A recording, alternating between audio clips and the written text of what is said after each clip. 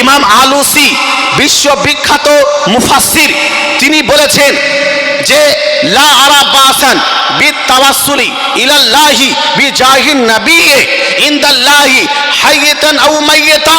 হে জগৎবাসী শোনো, এত বড় মুফাসসির হয়ে বলছেন তাফসীরে রুহুল বয়ানের মধ্যে এই আয়াতের ব্যাখ্যায়, শোনো যেমন ভাবে আপনার কি বলে আমলের ওসিলা নেওয়া যাবে, তদ্রূপ আল্লাহ পাকের নিকটে কোন ব্যক্তি বিশেষ তথা নবী আলাইহিস সালাতু ওয়াস সালামের ওসিলা নেওয়া যাবে, নবী পাক দুনিয়াতে থাকা অবস্থায় হোক অথবা দুনিয়া ছেড়ে যাওয়ার পরে হোক। বলেন সুবহানাল্লাহ। ইমাম আলুসি বলে দিলেন যে আমলের সঙ্গে সঙ্গে নবীরও ওসিলা নেওয়া যাবে, সেই নবী দুনিয়াতে জীবিত থাকুক অথবা দুনিয়া ছেড়ে বিদায় নিয়ে চলে যাক। এটা ইমাম আলুসি তাফসীরে রুহুল বয়ানের মধ্যে বলে দিয়েছে। এজন্য আজ যদি কোনো মাস্টার বলে, কোনো ডাক্তার বলে, কোনো শেখ বলে, কোনো মুফতি বলে যে কোনো নবীর ওসিলা নেওয়া যাবে না, তার কথা মানা যাবে? এজন্য বলেন মানা যাবে? তাফসীর বলছে যে যেমন আমলের ওসিলা নেওয়া যাবে তদ্রূপ নবীরও ওসিলা নেওয়া যাবে। এবার আমি আপনাদের বলি, এটা তো কোরআন, হাদিসের মধ্যে কি ওসিলা সম্পর্কে আছে? তো আপনাদের হাদিস শোনাই। হাদিসটি সহিহ হাদিস। কোথায় বর্ণিত হয়েছে? তিরমিজি শরীফ দ্বিতীয় খণ্ড পেজ নম্বর 92। ইমাম তিরমিজি এই হাদিস সম্পর্কে বলেন হাদা হাদিসুন সহিহুন, এই হাদিসটি হলো সহিহ হাদিস। কি হাদিস? সহিহ। কি হাদিস? ইন্না রাজুলান দরিরাল বাসারে আতান নবিয়্যা সাল্লাল্লাহু আলাইহি ওয়াসাল্লাম, একজন ব্যক্তি যিনি দেখতে পেতেন না নবী পাকের দরবারে আসলেন। নবী পাকের দরবারে আসার পরে বলেন, ইয়া রাসূলুল্লাহ, আমার জন্য আপনি দোয়া করে দিন যেন আমি দেখতে পাই। আমি যেন দেখতে পাই, আমি দেখতে পাই না ইয়া রাসূলুল্লাহ, যদি আপনি চান তো আমার জন্য দোয়া করে দিন। রাসূল করিম বললেন, তুমি যদি চাও আমি তোমার জন্য দোয়া করে দেব, আর যদি চাও তো তুমি সবুর করো, এটা তোমার জন্য উত্তম হবে। যদি চাও তো আমি দোয়া করে দিচ্ছি, আর যদি তুমি সবুর করো, আল্লাহ তোমাকে দৃষ্টি শক্তি দেয়নি, তুমি দেখতে পাও না, এরপরেও যদি তুমি সবুর করে নাও যে আমি দেখতে পাই না, সবুর করে নি না, আল্লাহ কপালে যা রেখেছেন তো এতেও তোমার জন্য ভালো। কিন্তু ওই সাহাবীর নিকটে দুনিয়ার সবচেয়ে বেশি সুন্দর সত্তা দাঁড়িয়ে আছেন, যে নবীকে দেখলে রাসূল করিম বলেছেন লা তামুসুন নারু মুসলিমান রানি আও রামার রানি, যে ব্যক্তি আমাকে দেখবে অথবা আমার দর্শনকারীকে দেখবে তাকে দোজখের আগুন স্পর্শ করতে পারবে না। কে বলেছেন? নবী পাক। যে ব্যক্তি, যে মুসলমান আমাকে দেখবে অথবা আমার দর্শনকারীকে দেখবে তাকে দোজখের আগুন স্পর্শ করতে পারবে না। তো কে চাইবে না যে আমি নবীকে দেখব? কেউ চাইবে কি? আমাদের সকলের ইচ্ছা যে আমরা যেন নবীকে স্বপ্নে দেখতে পাই। প্রত্যেক আশিকের রাসূলের চাহিদা, আকাঙ্ক্ষা, আশা। ওই ব্যক্তিও চাইছেন ইয়া রাসূলুল্লাহ আপনি দোয়া করে দিন। রাসূল করিম বললেন, শোনো, তুমি যাও গিয়ে সুন্দরভাবে ওযু করো এবং 2 রাকাত নামাজ আদায় করো। 2 রাকাত নামাজ আদায় করার পরে কি করবে? তারপরে আল্লাহর দরবারে দোয়া করবে, আল্লাহুম্মা ইন্নী আসআলুকা, হে আল্লাহ আমি তোমার দরবারে চাইছি। কার ওসিলা নিয়ে? তো বলছে বিনাবিইকা, তোমার নবীর ওসিলা নিয়ে। বলেন সুবহানাল্লাহ। হে আল্লাহ আমি তোমার কাছে চাইছি তোমার নবীর ওসিলা নিয়ে, আমার যেন দৃষ্টি শক্তি চলে আসে। হাদিসের মধ্যে আসলো ওই ব্যক্তি যখন গেল আপনার ওযু করলো, 2 রাকাত নামাজ আদায় করলো, নামাজ আদায় করার পরে আল্লাহর দরবারে দোয়া করলো, হে আল্লাহ আমি তোমার দরবারে তোমার নবীর ওসিলা দিয়ে দোয়া করছি, আমার দোয়া কবুল করে নাও। সঙ্গে সঙ্গে আল্লাহ পাক ওই সাহাবীকে দৃষ্টি শক্তি দান করেছে। বলেন সুবহান। তিরমিজির হাদিস, সহিহ হাদিস। তো আজ যারা ওসিলাকে শিরিক বলে, তার মানে এই তো নবীর ওপরে শিরকের ফতোয়া লাগিয়ে দিল। নবী বলছেন যে আমার ওসিলা পেশ করো, আমার ওসিলা নিয়ে আল্লাহর দরবারে দোয়া করবে। যদি আমার ওসিলা নিয়ে আল্লাহর দরবারে দোয়া করো, আল্লাহ তোমাকে দৃষ্টি শক্তি দান করবেন। ওই সাহাবী ওসিলা নিয়ে দোয়া করলেন, দৃষ্টি শক্তি ফিরে পেলেন। তো বোঝা গেল যে ওয়াসিলা এটা শিরক নয়। এই শিক্ষা কোরআন দিয়েছে এবং এই শিক্ষা নবী পাক সাহাবায়ে কেরামকে দিয়েছে। এবার আসুন, নবী পাক নিজে ওয়াসিলা নিয়েছেন কিনা? এরা বলে যে ওয়াসিলা নেওয়া শিরক, তার মানে যে ব্যক্তি শিরক করবে সে মুসলমান থাকবে? জোরে বলেন না। যে ব্যক্তি শিরক করবে সে মুসলমান থাকবে না। এবার আমি বলি আপনাদের, নবী তো সাহাবীকে ওয়াসিলা নেওয়ার শিক্ষা দিলেন, তার মানে এদের কথা অনুযায়ী নবী শিরক করেছেন? নাউজুবিল্লাহ। নবী আস্তাগফিরুল্লাহ হাজারো বার। নবী তো ইমানের আমলের দাওয়াত দেওয়ার জন্য এসেছেন দুনিয়াতে, কিন্তু এদের ফতোয়া অনুযায়ী তো নবীর উপরে ফতোয়া লেগে যাচ্ছে। শুধু তাই না, রাসূল করিম পবিত্র হাদিস শরীফের মধ্যে নিজে ওয়াসিলা নিয়েছেন। এটা তো ওয়াসিলা নেওয়ার শিক্ষা দিলেন, নবী নিজে ওয়াসিলা নিয়েছেন। উঠান আল মুআজামুল কবির হাদিস নাম্বার 859। কত? 859 নম্বর হাদিস। কানা নবিয়্যু সাল্লাল্লাহু আলাইহি ওয়াসাল্লাম ইয়াস্তাফতিহু ওয়া ইয়াস্তানসিরু বিসালিকাল মুসলিমিন।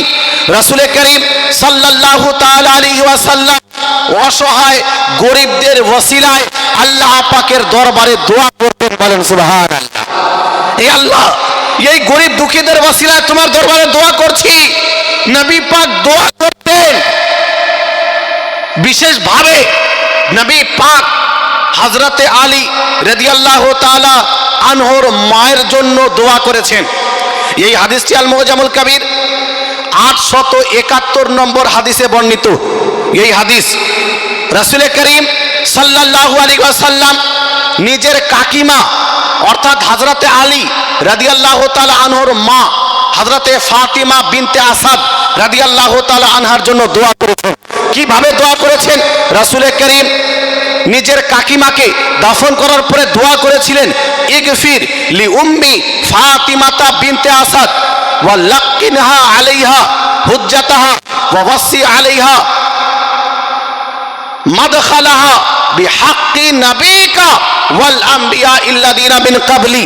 রাসূল করিম সাল্লাল্লাহু আলাইহি ওয়াসাল্লাম নিজের কাকিমা হযরতে আলীর মায়ের জন্য দোয়া করলেন, হে আল্লাহ, আমার কাকিমা ফাতিমা বিনতে আসাদকে ক্ষমা করে দাও এবং তাকে সঠিকভাবে প্রশ্নের কবরে যে প্রশ্ন করা হবে তার জবাব দেওয়ার তৌফিক দান করো।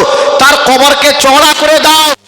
বিহাক্কি নবিকা, তোমার নবী অর্থাৎ আমার ওসিলায়, ওয়াল আমবিয়া ইল্লাযিনা মিন ক্বাবলি, এবং আমার পূর্বে এই পৃথিবীতে যত নবী এসেছেন আদম থেকে নিয়ে ঈসা নবী পর্যন্ত সমস্ত নবীর ওসিলায় আমার কাকিমাকে ক্ষমা করে দাও। বলেন সুবহানাল্লাহ। তো রাসূল করিম নিজের কাকিমার জন্য নিজের ওসিলা পেশ করলেন আল্লাহর দরবারে, এবং শুধু নিজের না, নবীর পূর্বে যত নবী এসেছেন সমস্ত নবীর ওসিলা পেশ করলেন। তো যদি ওসিলা শিরক হতো, নবীকে ওসিলা নিতেন? এজন্য বলেন, ও নবী কোনোদিন ওসিলা নিতেন না। তো আজ যেই ডাক্তার সাহেব বলছেন যে ওসিলা নেওয়া শিরক, তো এই ডাক্তারের ফতোয়া নবীর উপরে লাগলো কিনা? জোরে বলেন। তো এইরকম ডাক্তারের ফতোয়াকে মানা যাবে? এইরকম শায়েখের ফতোয়াকে মানা যাবে? এইরকম মৌলানার ফতোয়াকে মানা যাবে? মানা যাবে না। যেই নবীর বিরুদ্ধে ফতোয়া চলে গেল, এইরকম ফতোয়া গ্রহণযোগ্য নয়। এইরকম ফতোয়া ছুঁড়ে ফেলে দিতে হবে। আর নবী যেই শিক্ষা দিয়েছেন সেই শিক্ষাকেই আমাদেরকে গ্রহণ, এটাই হলো আমাদের দায়িত্ব। তো খুবই আশ্চর্য যে মানুষ যেটা শিরক নয় সেটাকে শিরক বলে সমাজের সামনে প্রচার করছে। নবী নিজে ওসিলা নিলেন, ওসিলা নেবার আদেশ দিলেন, ওই ওসিলাকে বলা হচ্ছে যে শিরক। নাউজুবিল্লাহ। তার মানে না নবীর ধর্মের প্রচার করছে। জোরে বলেন না। নবীর যেটা ধর্ম, ওসিলা নেওয়া জায়েজ, এটার প্রচার করলো, নাকি ইহুদিদের কোনো বানাওয়াট কথার প্রচার করলো? এজন্য সাবধান, নিজের আকীদাকে সর্বদা সঠিক রাখতে হবে। দ্বিতীয় পয়েন্ট, একবার দুরূদ শরীফ পাঠ করি, তারপরে এগিয়ে যাই। আল্লাহুম্মা সাল্লি আলা সাইয়্যিদিনা মাওলানা মুহাম্মাদ ওয়া আলা আলি سيدنا مولانا محمد صلوا على محمد صلوا على محمد हरदम ज़बान से निकालो पाक नामे मोहम्मद हरदम ज़बान से निकालो शफीआना मोहम्मद সাল্লাল্লাহু তাআলা আলাইহি ওয়াসাল্লাম। ওয়াসিলা সম্পর্কে সমস্ত আইম্মায়ে কেরামের ইজমা আছে, ঐক্যমত আছে যে ওয়াসিলা নেওয়া হলো জায়েজ। হযরত ইমামে আজম, ইমাম শাফি, ইমাম মালিক, ইমাম আহমদ বিন হাম্বল, চার ইমাম, এই চারজন ইমামের ইজমা আছে যে নবী পাকের ওয়াসিলা নেওয়া এটা হলো জায়েজ। ইমামে আজম স্বয়ং নিজে নবী পাকের ওয়াসিলা নিয়ে দোয়া করেছেন। হযরতে ইমামে শাফি রাদিয়াল্লাহু তাআলা তিনি নিজে ইমামে আজমের ওয়াসিলা নিয়েছেন, বলেন সুবহানাল্লাহ।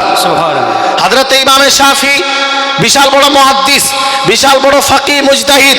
তিনি যখন ইমামে আজমের দরবারে যেতেন, কানা ইয়াতাওয়াসসালু আল ইমামু শাফি বিআবি হানিফা রাদিয়াল্লাহু তাআলা। হযরতে ইমামে শাফি ইমামে আজমের ওয়াসিলা নিয়ে আল্লাহ পাকের দরবারে দোয়া করতেন। ইমামে শাফি বলেন যে যখন আমার কোনো অসুবিধা হতো আমি ইমামে আজমের মাজারে যেতাম, ইমামে আজমের মাজারে যে ইমামে আজমের ওয়াসিলা নিয়ে দোয়া করতাম। ইমামে আজমের ওয়াসিলা নেওয়ার কারণে আল্লাহ পাক আমার দোয়াকে সঙ্গে সঙ্গে কবুল করে নিতেন, বলেন সুবহান।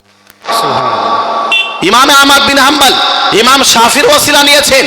তো এই যে বড় বড় ইমামগণ, কেউ 10 লক্ষ হাদিসের হাফিজ, কেউ 5 লক্ষ হাদিসের হাফিজ, এত বড় বড় ইমামগণ তারা আল্লাহর দরবারে নবীগণের, ইমামগণের, ওয়ালিগণের ওয়াসিলা পেশ করেছেন। এজন্য এই কথা বলা ওয়াসিলা নেওয়া যাবে না, এটা হলো ইসলাম বিরোধী কথা, কোরআন বিরোধী কথা, হাদিস বিরোধী কথা, আইম্মায়ে কেরামের মত বিরোধী কথা। এজন্য আমাদেরকে সঠিক ধারণা রাখতে হবে ওয়াসিলা নেওয়া হলো জায়েজ, বৈধ। দ্বিতীয়, আমরা ফিতনার যুগে বসবাস করছি, যেই সময় মানুষের ঈমানকে ধ্বংস করার জন্য লক্ষ লক্ষ টাকা ব্যয় করছে। কিভাবে মুসলমানদের ঈমানকে ধ্বংস করে দেওয়া যায়, বিভিন্ন পদ্ধতি তারা অবলম্বন করছে। অনেক সময় দেখবেন যে আপনার বন্ধু আপনার সবচেয়ে বড় ক্ষতি করে কি করে না? করে না? কিন্তু আপনি তাকে চিনতে পারেন না, চেনা যায় না। তো বন্ধুর পক্ষে বন্ধুকে ধোঁকা দেওয়া এটা হলো সবচেয়ে সহজ। একজন বাইরের ব্যক্তি ততটা ধোঁকা দিতে পারবে না যতটা আপনার বন্ধু আপনাকে ধোঁকা দিতে পারবে। আপনার পরিচিত লোক আপনাকে ধোঁকা দিতে পারবে, বাইরের লোক পারবে হঠাৎ করে? পারবে না। তদ্রূপভাবে ইসলামের মধ্যে অমুসলিমরা চালাকি করে মুসলমানদের দিয়েই, নামধারী মুসলমানদের দিয়েই মুসলমানদের ঈমানকে নষ্ট করছে, মুসলমানদের আমলকে নষ্ট করছে। কারণ এরা আমাদের সামনে আসতে পারবে, আমাদের কাছে আসতে পারবে, আর ইসলামের বিরুদ্ধে কথা বলে আমাদের ঈমান আমলকে ধ্বংস করতে পারবে। যেটা আজ করা হচ্ছে, আজ এই ধারণার প্রচার করা হচ্ছে নবী কারো কোনো উপকার করতে পারবে না, নাউজুবিল্লাহ, কোনো বলি কারো উপকার করতে পারবে না, বরং নবী তো নিজেই নিজেকে নিয়ে চিন্তিত থাকবেন। এই কথা বাংলাদেশের একজন শেখ বলেছে যে নবী নিজেই চিন্তিত থাকবেন যে আমার নেকির পাল্লা ভারী হয় নাকি গুনাহের পাল্লা ভারী হয়। বলেন নাউজুবিল্লাহ, আস্তাগফিরুল্লাহ। বলছেন নবী নিজে চিন্তিত। আরে বাটপার, যেই নবী নিষ্পাপ সেই নবী কিসের জন্য চিন্তিত? যেই নবীর কোনো ভুল নেই, যেই নবীর কোনো ত্রুটি নেই, সেই নবী কিসের জন্য চিন্তিত থাকবে? আল আম্বিয়া মাসুমুনা আনিস সাগাইর ওয়াল কাবাইর, সমস্ত নবীগণ ছোট এবং বড় গুনাহ থেকে হলেন পবিত্র। বলেন সুবহানাল্লাহ। ছোট এবং বড় উভয় ধরনের গুনাহ থেকে নবীগণ পবিত্র। নবীদের মাধ্যমে কোনো হারাম কাজ হয় না, নবীদের মাধ্যমে কোনো নাজায়েজ কাজ হয় না, নবীদের মাধ্যমে কোনো অবৈধ কাজ হয় না। তো যখন নবীর মাধ্যমে কোনো হারাম কাজ হয় না, কোনো নাজায়েজ কাজ হয় না, কোনো অবৈধ কাজ হয় না, কোনো গুনাহ হয় না, তো নবী কিসের জন্য চিন্তিত থাকবে? কিন্তু এরা নবীর কলমাও পাঠ করে আর বলে যে নবী গুনাহগার ছিলেন। নাউজুবিল্লাহ মিন যালিক। তো বলে যে নবী অন্য কাউকে বাঁচানো তো দূরের কথা, নিজেকে নিয়ে চিন্তিত। আস্তাগফিরুল্লাহ। কোন মুসলমান এটা ভাবতে পর্যন্ত পারে? এজন্য বলি যে এদের মাথায় টুপি আছে, পাগড়ি আছে, পোশাক আছে, পায়জামা পাঞ্জাবি, কিন্তু কাজ করছে ইহুদিদের।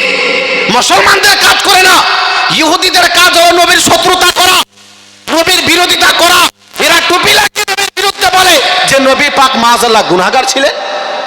কোন মুসলমানের কথা কিভাবে বলতে পারে? যে নবী চিন্তিত থাকবেন নিজেকে নিয়ে। শোনেন, নবী আলাইহিস সালাতু ওয়াস সালাম নিজে পবিত্র গুনাহ থেকে, এবং আল্লাহ পাক নবীকে এই শক্তি দান করেছেন। নবী পাক লক্ষ লক্ষ মুসলমান নয়, কোটি কোটি নয়, এর চেয়েও বেশি মুসলমানকে দোজখ থেকে বের করে জান্নাতে নিয়ে যাবেন। বলেন সুবহানাল্লাহ। এই শক্তি মহান আল্লাহ পাক নবীকে দিয়েছেন। আপনি বলবেন যে হাদিস থেকে দলিল দিন। আমি কিন্তু শুরু থেকে এখন পর্যন্ত হাদিস থেকেই দলিল দিয়ে যাচ্ছি। প্রত্যেকটি ওয়াসিলা নিয়ে বলেছি, দলিল দিয়ে দিয়েছি। দ্বিতীয় শাফাত, নবী সুপারিশ করতে পারবেন কিনা? এরা বলে যে কোন নবী কোনো উপকার করতে পারবে না, কোন নবী কোনো উপকার করতে পারবে না। আমি বললাম ইমাম বুখারীকে, হুজুর আপনি কি বুখারীর মধ্যে এমন কোন হাদিস নকল করেছেন যেই হাদিস দ্বারা প্রমাণিত যে নবীগণ মানুষের উপকার করতে পারেন, ওলিগণ মানুষের উপকার করতে পারেন? তো ইমাম বুখারী জবাব দেবে যে অবশ্যই আমি বুখারীর মধ্যে একাধিক হাদিস নকল করেছি যেই হাদিস দ্বারা প্রমাণিত হয় যে নবীগণ উপকার করতে পারেন, সাহায্য করতে পারেন। বলেন সুবহানাল্লাহ। উঠান সহিহ বুখারী দ্বিতীয় খণ্ড, পেজ নম্বর 971। কত বললাম? 971 নম্বর পেজ। রাসূল করিম সাল্লাল্লাহু আলাইহি ওয়াসাল্লাম নিজেই বলেন, ইউখরাজু কওমুম মিনান নারি বিশাফাতি মুহাম্মদ ফায়াদখুলুনাল জান্নাহ। আমি মুহাম্মদ সাল্লাল্লাহু আলাইহি ওয়াসাল্লামের সুপারিশ করার কারণে এক সম্প্রদায়কে জাহান্নাম থেকে বের করা হবে এবং আমার সুপারিশ করার কারণে তাদেরকে জান্নাতে প্রবেশ করানো হবে। বলেন সুবহান। নবী পাক বললেন যে আমার সুপারিশ করার কারণে এক সম্প্রদায়কে জাহান্নাম থেকে আল্লাহ পাক বের করবেন এবং জান্নাতে প্রবেশ করাবেন। রাসূল করিম বলেন সহিহ বুখারী, রাসূল করিম সাল্লাল্লাহু আলাইহি ওয়াসাল্লাম যখন নিজে বলে দিলেন যে আমার সুপারিশ করার ক্ষমতা আছে, আমি আল্লাহর দরবারে সুপারিশ করব, তো আজ কেউ যদি এর বিরুদ্ধে কথা বলে সেটা মানা যাবে? এ জোরে বলেন না, মানা যাবে? মানা যাবে না। কিন্তু এই আকীদা মানুষ প্রচার করছে কি করছে না সোশ্যাল মিডিয়ায়, যে কোন নবী কোনো উপকার করতে পারবে না, অথচ নবী বললেন যে আমি উপকার করতে পারবো। দ্বিতীয় হাদিস নিন, সহিহ মুসলিম প্রথম খণ্ড, পেজ নম্বর 103। রাসূল করিম সাল্লাল্লাহু আলাইহি ওয়াসাল্লাম বলেন, শাফাআতিল মালাইকাতু ওয়ান নাবিয়ুনা ওয়াল মুমিনুন। কাল কিয়ামতের দিনে নবীগণ সুপারিশ করবেন, ফেরেশতাগণ সুপারিশ করবেন, এবং যারা নেক সালেহ মুমিন, আল্লাহর নেক বান্দা, মুত্তাকি পরেজগার আল্লাহর ওয়ালি, তারাও কাল হাসরের দিনে আল্লাহর দরবারে সুপারিশ করবেন এবং লক্ষ লক্ষ মানুষকে জাহান্নাম থেকে বের করে জান্নাতে নিয়ে যাবেন। বলেন সুবহানাল্লাহ। তৃতীয় হাদিস নিন, ইবনে মাজাহ পেজ নম্বর 330। রাসূল করিম বলেন, ইয়াশফাউ ইয়াউমাল কিয়ামাতে সালাসা। কিয়ামতের দিনে তিন ধরনের সম্প্রদায় সুপারিশ করবেন। আল আম্বিয়া, প্রথমত হলেন আম্বিয়া, নবীগণ আল্লাহর দরবারে সুপারিশ করবেন এবং লক্ষ কোটি মুসলমানকে জাহান্নাম থেকে বের করে জান্নাতে নিয়ে যাবেন। দ্বিতীয় হলো সুম্মাল উলামা, উলামায়ে কেরাম, যারা আলিমে রাব্বানি, আলিমে বামাল, এই ধরনের আলিম কাল হাসরের দিনে আল্লাহ পাকের দরবারে সুপারিশ করবেন এবং সুপারিশ করে লক্ষ লক্ষ মানুষকে জান্নাতে নিয়ে যাবেন। তারপরে নবী বললেন সুম্মা শাহাদা, শহীদগণ যারা আল্লাহর জন্য শহীদ হয়ে গেছেন, ইসলামের জন্য শহীদ হয়ে গিয়েছেন, দুনিয়া ছেড়ে চলে গেছেন, এদেরকেও আল্লাহ পাক সুপারিশ করার ক্ষমতা দেবেন, সুপারিশ করার অধিকার দেবেন, এবং তারাও বহু লোককে সুপারিশ করে জান্নাতের মধ্যে নিয়ে যাবেন। তো নবী বলে দিলেন উলামায়ে কেরাম সুপারিশ করবেন, শহীদগণ সুপারিশ করবেন, এবং নবীগণও আল্লাহর দরবারে সুপারিশ করে মুসলমানদেরকে জান্নাতে নিয়ে যাবেন। বলেন সুবহানাল্লাহ। সুবহানাল্লাহ, সুবহান। তো নবী তো বলছেন যে সুপারিশ করবেন, নবীগণ, আলিমগণ, শহীদগণ, কিন্তু এরা বলছে যে না, কেউ কারো উপকার করতে পারবে না, কেউ কাউকে জান্নাতে নিয়ে যেতে পারবে না। তো এই ধারণা কি হাদিস অনুযায়ী নাকি হাদিসের বিরুদ্ধে? এই ধারণা হাদিসের বিরুদ্ধে যাচ্ছে, সুতরাং এই ধারণাকে ছাড়তে হবে। রাসূল করিম সাল্লাল্লাহু আলাইহি সাল্লাম বলেন তিরমিজি শরীফ, শাফাআতি লি আহলিল কাবাইরি মিন উম্মতি, আমার সুপারিশ হলো, আমার শাফাআত হলো আমার উম্মতের ওই সমস্ত ব্যক্তিদের জন্য যারা বড় বড় পাপ করেছে, বড় বড় গুনাহ করেছে, কিন্তু তারা মুসলমান হয়ে দুনিয়া ছেড়ে বিদায় নিয়েছে। তো যদি তারা মুসলমান হয়ে দুনিয়া ছেড়ে বিদায় নিয়ে যায়, ঈমান অবস্থায় দুনিয়া ছেড়ে বিদায় নিয়ে যায়, তো যদিও তারা গুনাহগার, কিন্তু এক সময় আমি তাদেরকে ক্ষমা করিয়ে জান্নাতে নিয়ে যাব। বলেন সুবহানাল্লাহ। তো প্রমাণিত হলো যে ওয়াসিলা নেওয়া শিরিক নয়, ওয়াসিলা নেওয়া জায়েজ। নবী নিজে ওয়াসিলা নিয়েছেন, সাহাবায়ে কেরামকে ওয়াসিলা নেওয়ার আদেশ দিয়েছেন।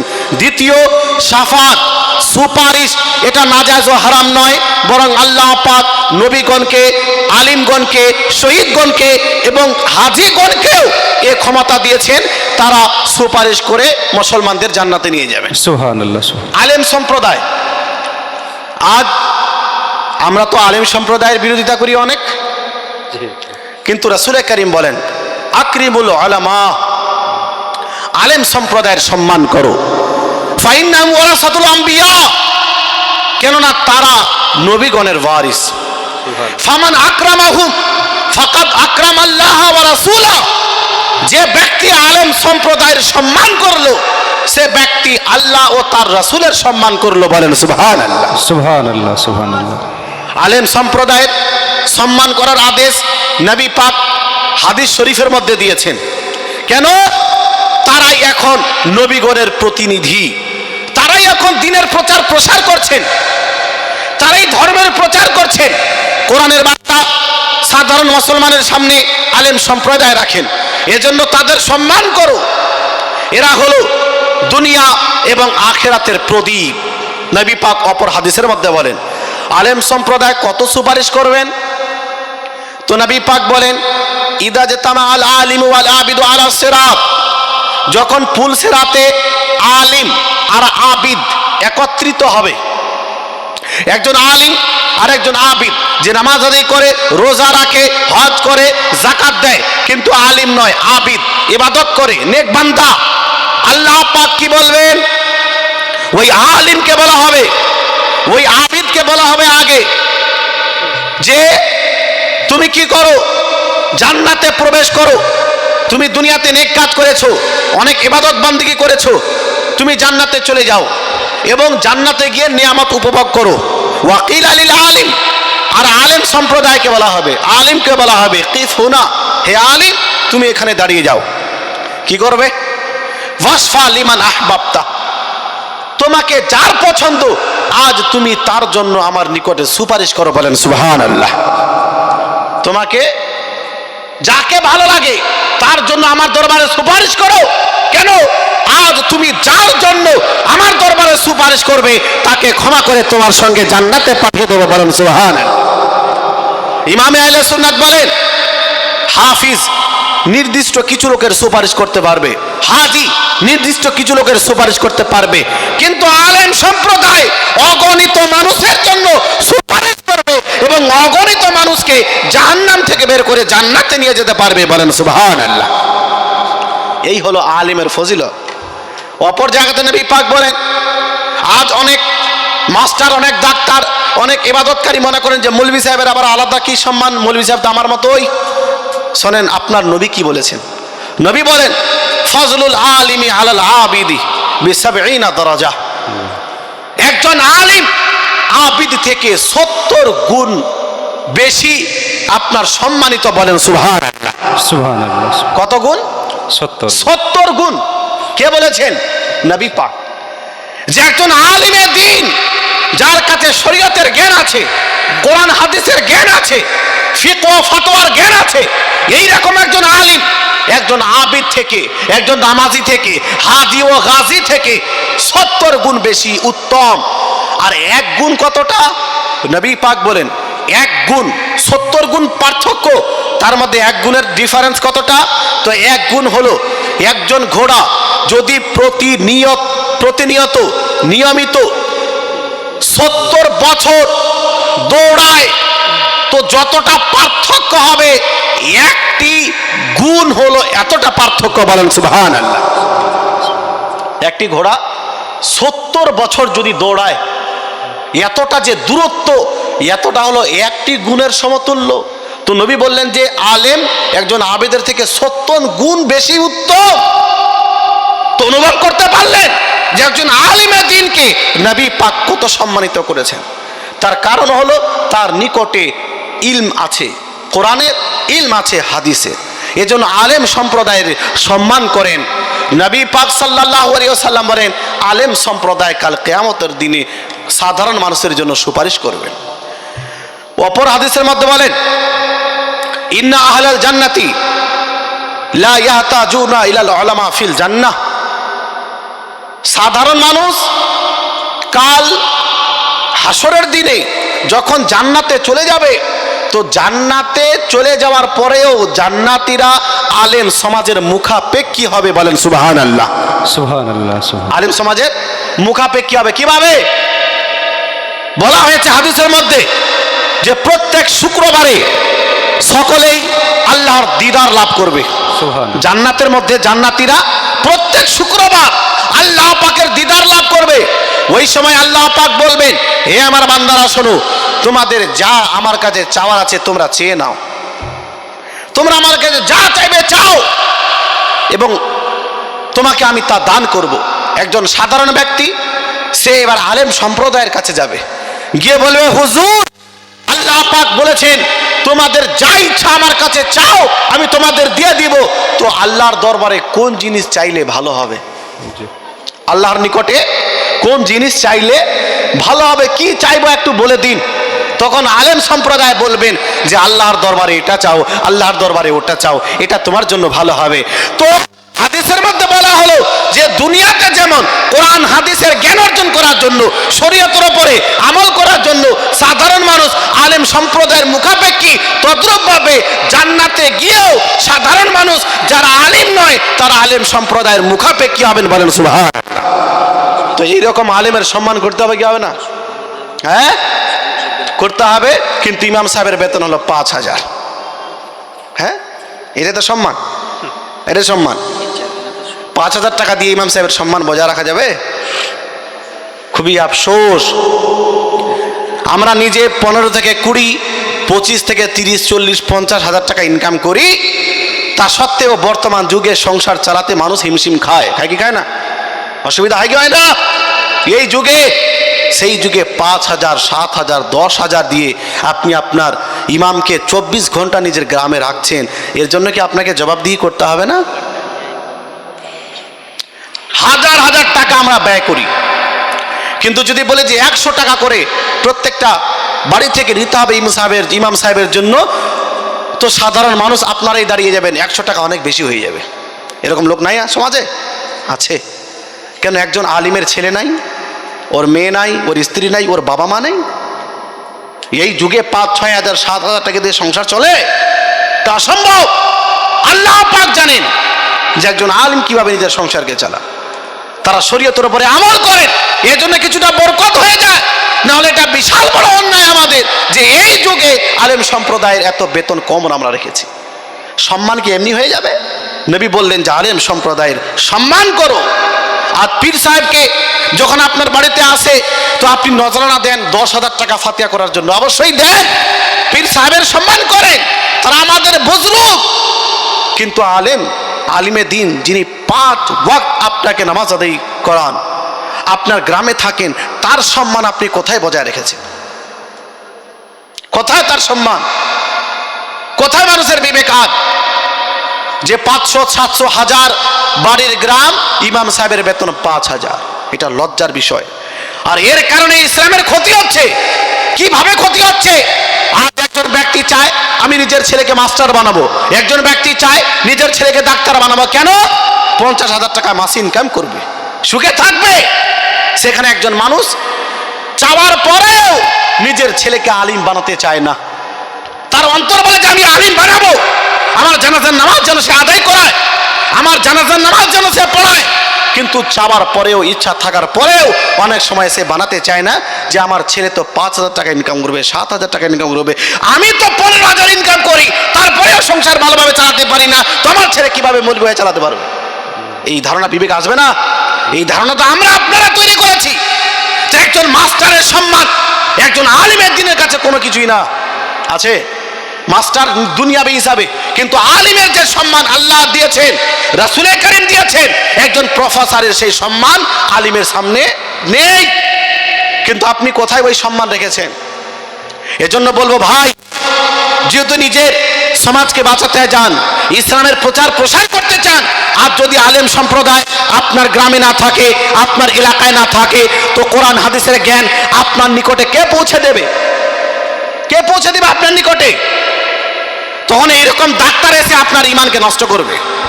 যখন আলেম থাকবে না, এইরকম কিছু মাস্টার এসে আপনাকে কোরআন হাদিসের অবব্যাখ্যা করে আপনার ইমান ধ্বংস করবে। তো আলেম সম্প্রদায় যদি না থাকে, মানুষের ইমান ধ্বংস হবে, আমল ধ্বংস হবে। আপনি কি নিজের ইমান আমল নিয়ে চিন্তিত নন? তো যদি চিন্তিত হয়ে থাকেন, তো আলেমদের বেতন বাড়ান। যে একজন মাস্টারও চায় যে আমি আমার ছেলেকে মাস্টারের সঙ্গে সঙ্গে আলিমও বানাবো, বলেন সুবহানাল্লাহ। একজন ডাক্তারও চায় যে আমি আমার ছেলেকে আলিম বানাবো। কেন? তার এতটা বেতন হয়ে যাবে যতটা তার সংসার চলে যাবে।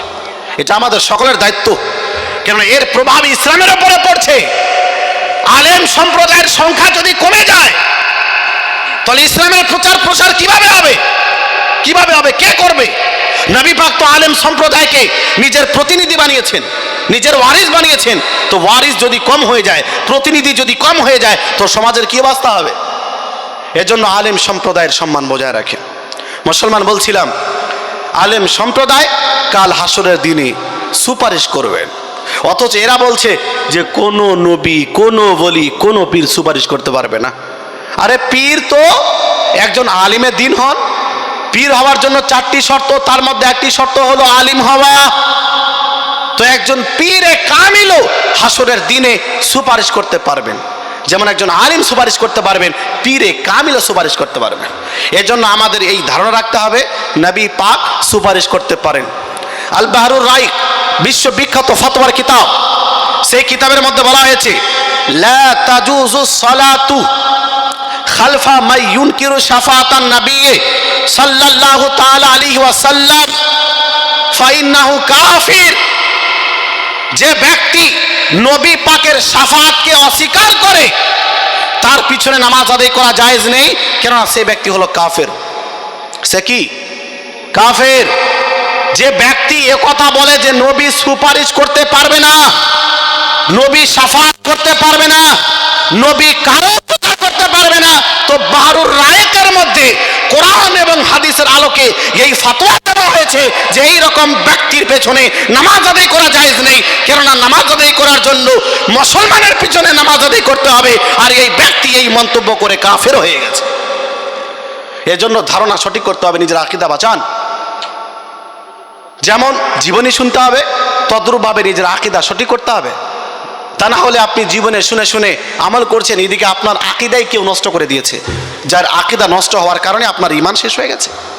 তো নিজের আকীদাকে সঠিক করা এটা সবচেয়ে বড় দায়িত্ব।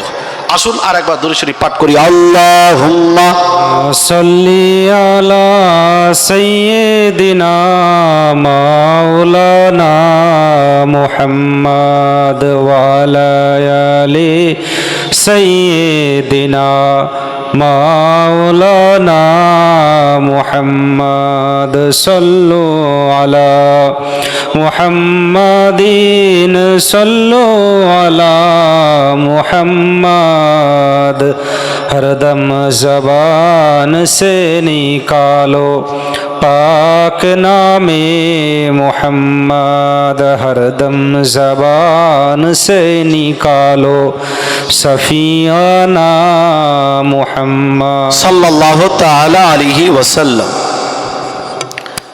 বহু আকীদা আছে, আমি সংক্ষেপে শুধু বলে দিই, দলিল দিলে অনেক টাইম লাগবে। আমি আর কয়েকটি বিষয়ে আলোচনা করে বক্তব্য শেষ করে দেব।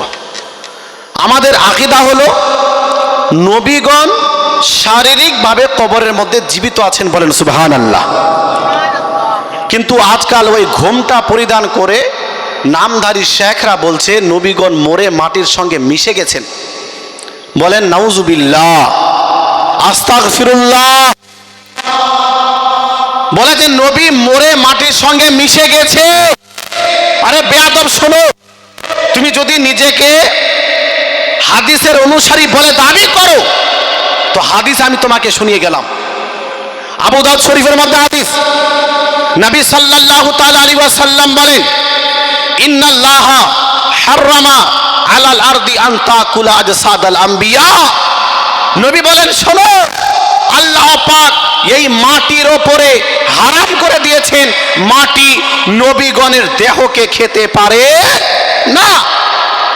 হারাম করে দিয়েছেন, এই মাটি কোন নবীর দেহকে ভক্ষণ করতে পারে না।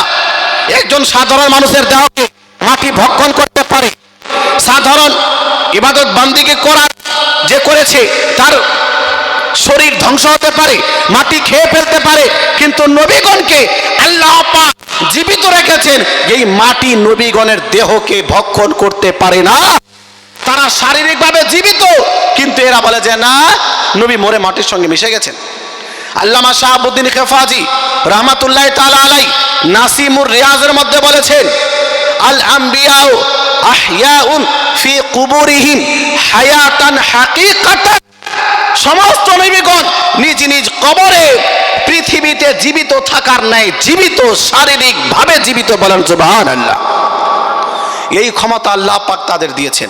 এই জন্যই নবী আলাইহিস সালাতু ওয়াস সালাম যখন মেরাজে যাচ্ছিলেন, মুসলিম শরীফের হাদিস, তো নবী পাক বললেন, মারারতু আলা মুসা ওয়া হুয়া ইউসাল্লি ফি কবরি। আমি যখন মেরাজে যাচ্ছিলাম তো যাওয়ার সময় দেখলাম, যখন আমি মুসা নবীর কবর দিয়ে অতিক্রম করছিলাম তো দেখলাম মুসা নবী নিজের কবরে নামাজ আদায় করছেন, বলেন সুবহানাল্লাহ। সহিহ মুসলিমের সহিহ হাদিস, মুসা নবী কবরের মধ্যে নামাজ আদায় করছেন।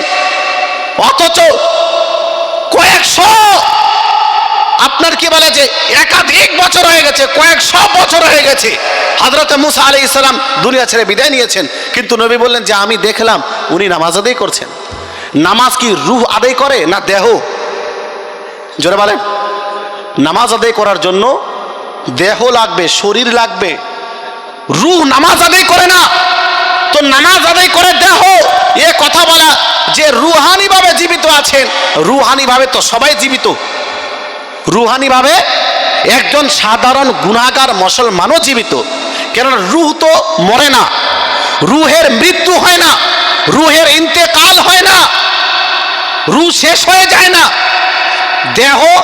দেহ থেকে আত্মা বেরিয়ে যায়, এরই নাম হলো মৃত্যু। রুহানি ভাবে তো সবাই জীবিত, তাহলে নবীগণের বৈশিষ্ট্য কি? নবীগণের বৈশিষ্ট্য হলো রুহানি ভাবে এবং দৈহিক ভাবে, শারীরিক ভাবে নবীগণ নিজ নিজ কবরে জীবিত, বলেন সুবহানাল্লাহ। তো নবী পাক যেই আকীদার কথা বলেছেন সেই আকীদা আমরা রাখবো নাকি কোনো ডাক্তারের দেওয়া আকীদা রাখবো? জোরে বলেন। নাকি কোনো শাইখের কথা দেওয়া আকীদা রাখবো না, নবী যেই কথা বলেছেন সেই আকীদাই আমাদেরকে রাখতে হবে। তো নবীগণ সম্পর্কে এই ধারণা যে নবীগণ নিজ নিজ কবরে জীবিত। কয়েকটি পয়েন্ট। আজ কিছু কাজকে মানুষ বিদআত বলে চালিয়ে দিচ্ছে সমাজের মধ্যে, এবং সুন্নিদেরকে বলছে যে এরা বিদআতি, আমাদেরকে বলছে বিদআতি। আচ্ছা বলেন, আপনাকে যদি কেউ চোর বলে আর আপনি চুরি না করে থাকেন তো আপনি বিরোধিতা করবেন কি না? বিরোধিতা না, এটা জবাব দেওয়া হবে। এটা কি হবে? জবাব দেওয়া হবে। কেউ যদি ডাকাত বলে আপনার ছেলেকে, অথচ সে ডাকাতি করেনি, আপনি বলবেন কি না যে সে ডাকাতি করেনি? যদি প্রতারণা না করে কেউ তাকে প্রতারক বলে, বিরোধিতা করবেন কি না? তো কেউ যদি আপনাকে বেদাতি বলে, বেদাতি মানে যে ব্যক্তি আহলে সুন্নাত ওয়াল জামাত থেকে বেরিয়ে যায়, যে ব্যক্তি জাহান্নামী হয়ে যায়, এই রকম ব্যক্তিকে বেদাতি বলে। তো যে ব্যক্তি বেদাতি নয় তাকে যদি কেউ বেদাতি বলে তো জবাব দেওয়ার দরকার আছে না নাই? আছে। এই জোরে বলেন, জবাব দিতে হবে। আর আমি জবাবই দিচ্ছি, কাউকে গালি দিইনি, কাউকে খারাপ বলিনি, কেবলমাত্র কোরআন এবং হাদিসে যেই আকীদা আছে, আল্লাহ পাক কোরআনে যা বলেছেন, নবী হাদিসে যা বলেছেন, সেটাই আমি এতক্ষণ ধরে আপনাদের সামনে উপস্থাপন করছি। আর একটি আমলকে এরা বেদাত বলে চালিয়ে দিচ্ছে সমাজের মধ্যে। কি বলে? ফরজ নামাজের পরে দোয়া করা বেদাত। বলে কি বলে না? দোয়া করে না, বলে দোয়া করা যাবে না, এটা বেদাত। নবী পাক দোয়া করতে বলেননি তো শুনে, নবী পাক দোয়া করতে বলেছেন কি বলেননি? ফজিলত বর্ণনা করেছেন কি করেননি? তিরমিজি শরীফ হাদিস নাম্বার 3499। কত বললাম? 3499 মুখস্থ করে নেন। আর যে বলবে যে ফরজ নামাজের পরে দোয়া করা যাবে না, তাকে এই হাদিস নম্বর বলে দিবেন। রাসূল করিমকে জিজ্ঞেস করা হলো, আইয়ু দুআই আসমা ইয়া রাসূলুল্লাহ, কোন সময় দোয়া করলে আল্লাহ পাক ওই দোয়াকে বেশি কবুল করেন? কোন সময়? রাসূল করিম সাল্লাল্লাহু আলাইহি সাল্লাম বললেন, জফাল লাইলিল আখির, শেষ রাতের মধ্যভাগে যেই দোয়া করা হয় ওই দোয়াকে আল্লাহ পাক বেশি কবুল করেন। বলেন সুবহানাল্লাহ। শেষ রাতের মধ্যভাগে যেই দোয়া করা হয় ওই দোয়াকে আল্লাহ কবুল করেন। আর একটি মুহূর্ত নবী পাক বললেন, দুবুরা আস-সালাওয়াতিল মাকতুবাত, ফরজ নামাজের পরে যেই দোয়া করা হয় সেই দোয়াকে আল্লাহ বেশি কবুল করেন। বলেন সুবহানাল্লাহ। সুবহানাল্লাহ। তো নবী তো বলছেন যে ফরজ নামাজের পরে দোয়া করলে কবুল করা হয়, আর এই মোল্লা এই শেখ বলছে দোয়া করা বেদাত। তো আপনি কার হাদিসকে কার কথা মানবেন? রাসূলের কথা। জোরে বলেন, কার কথা মানবেন? এই শেখের কথা মানবেন, এই ডাক্তারের কথা মানবেন, এই মাস্টারের কথা মানবেন, এই নামধারী মুফতির কথা মানবেন, নাকি নবীর কথা মানবেন? নবীর কথা মানতে হবে। তো নবী বলছেন যে ফরজ নামাজের পরে দোয়া করলে কবুল হয়, এই বলছে দোয়া করা বেদাত, দোয়া করা যাবে না। মানে নবী যেই কাজ করতে বলেছেন এরা সেই কাজকে করতে নিষেধ করছে। দ্বিতীয়, আমরা ফরজ, আপনার কি বলে, ফরজ নামাজের পরে দোয়া করি, জানাজার নামাজ আদায় করার পরে দোয়া করি কি করি না? করি। আপনারা করেন? করি। আর এরা বলছে জানাজার নামাজ আদায় করার পরে দোয়া করা যাবে না, এই দোয়া করা হলো বিদআত। বলছে কি বলছে না? বিদআত বলছে। তো আপনাদের শোনাই যে দোয়া করা বিদআত নাকি সুন্নাত। মনে রাখবেন, জানাজার নামাজ আদায় করার পরে দোয়া করা বিদআত নয়, বরং দোয়া করা হলো সুন্নাত। বলেন সুবহানাল্লাহ। হাদিস কোথায়? তো আমি একটিও কথা হাদিসের বাইরে গিয়ে এখনো বলিনি, সব রেফারেন্স দিয়েই বলেছি। রাসূল করিম স্বয়ং নিজে কি করেছেন এবং কি বলেছেন আপনাদের শোনাই। হাদিসটি বর্ণিত হয়েছে বুখারী শরীফের সেরা, বুখারী শরীফের যে ব্যাখ্যা, বিখ্যাত ব্যাখ্যা উমদাতুল কারি, ৮ম খণ্ড, পেজ নম্বর ২২। কি হাদিস? রাসূল করিম সাল্লাল্লাহু আলাইহি ওয়াসাল্লাম এক ব্যক্তির জানাজার নামাজ আদায় করলেন, সাল্লাল্লাহু আলাইহি, জানাজার নামাজ আদায় করলেন, ওয়া দাআলাহু, এবং দোয়া করলেন। তারপরে কি করলেন? তারপরে নবী পাক বললেন, ইস্তাগফিরু লাহু, হে আমার সাহাবায়ে কেরাম, এই মাইয়তের জন্য তোমরা সবাই দোয়া করো। বলেন সুবহানাল্লাহ। সুবহানাল্লাহ। তো নবী পাক নিজে জানাজার নামাজ আদায় করলেন, নামাজ আদায় করার পরে দাআলাহু, হাদিসের শব্দ, নবী দোয়া করলেন। শুধু নিজে দোয়া করলেন না, সাহাবায়ে কেরামকেও বললেন তোমরা তোমাদের ভাই মাইয়াতের জন্য দোয়া করো। তো নবী যেই কাজ করেন এবং যেই কাজ করতে বলেন সেই কাজ সুন্নাত না বেদাত? সুন্নাত। জোরে বলেন, সেই কাজ সুন্নাত না বিদআত? সুন্নাত। কিন্তু আজ এরা সুন্নাতকে বিদআত বলছে, যেটা জায়েজ সেটাকে নাজায়েজ বলছে, যেটা বৈধ সেটাকে হারাম বলছে। এর জন্য সাবধান। আহলে সুন্নাত ওয়াল জামাতের উলামায়ে কেরাম যে কথাগুলো বলেন, যে আমলগুলি করতে বলেন, এগুলো হাদিস বিরোধী নয়, এগুলো হাদিস মোতাবেক। বলেন সুবহানাল্লাহ। দোয়া নিয়ে সব সমস্যা। এরা দাফন করার পরেও দোয়া করে না এবং বলে যে দাফন করার পরে দোয়া করা বিদআত। বলে কি বলে না? বলে দোয়া করা বিদআত, দোয়া করা যাবে না। কিন্তু নবী পাকের অভ্যাস কি ছিল শোনাই। দাফনের পরে দোয়া করা চলবে কি চলবে না? আবু দাউদ শরীফের মধ্যে হাদিস বর্ণিত, হযরত উসমান বিন আফফান রাদিয়াল্লাহু তাআলা আনহু বলেন, কানান নবিয়্যু সাল্লাল্লাহু আলাইহি ওয়াসাল্লাম ইযা ফারাগা মিন দাফনিল মাইয়িতি ওয়াকাফা আলাই। নবী আলাইহিস সালাতু ওয়াস সালাম যখন কাউকে দাফন করতেন, দাফন করার পরে কবরের পাশে দাঁড়িয়ে যেতেন। দাঁড়িয়ে কি করতেন? সাহাবায়ে কেরামকে বলতেন, ইস্তাগফিরু লি আখিকুম, হে আমার সাহাবায়ে কেরাম, তোমরা তোমাদের এই ভাই মাইয়াতের জন্য দোয়া করো। ওয়াল্লাহু ওয়াসআলু লাহু বিতাসবিত, এবং তার অটল থাকার দোয়া করো, সে যেন অটল থাকতে পারে, সঠিকভাবে প্রশ্নের জবাব দিতে পারে, এর জন্য দোয়া করো। কেন? ফাইন্নাহু আলান ইউসআল, কেন এখন তাকে কবরে প্রশ্ন করা হবে, তো কবরে প্রশ্ন করা হবে, এর জন্য তার জন্য দোয়া করো। তো নবী পাক বললেন যে তোমরা দোয়া করো, এরা বলছে দোয়া ছাড়ো, বলছে না। তো আপনি দোয়া করবেন না ছাড়বেন? করব, জোরে বলেন। করব। দোয়া করব। কেন? আমরা যেই নবীর কলমা পড়েছি, যেই নবীকে আমরা মানি, সেই নবী বলেছেন দরু আপনার কি বলে যে দোয়া করো। তো যদি কোনো ডাক্তার, যদি কোনো মাস্টার, যদি কোনো শায়েখ, যদি কোনো নায়ক, যদি কোনো খলনায়ক বলে দোয়া ছাড়ো, তো আমরা ছাড়বো না।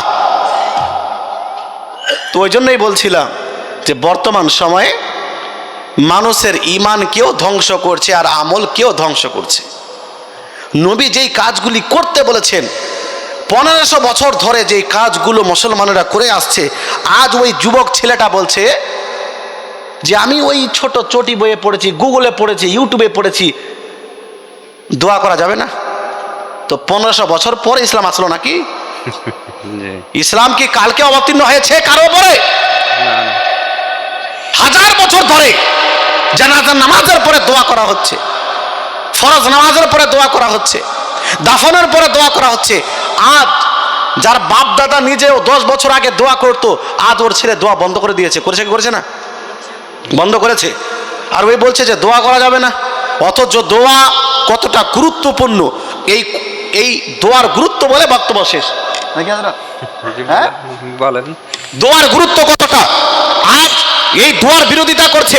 দোয়ার কত গুরুত্ব মনে রাখবেন মুসলমান।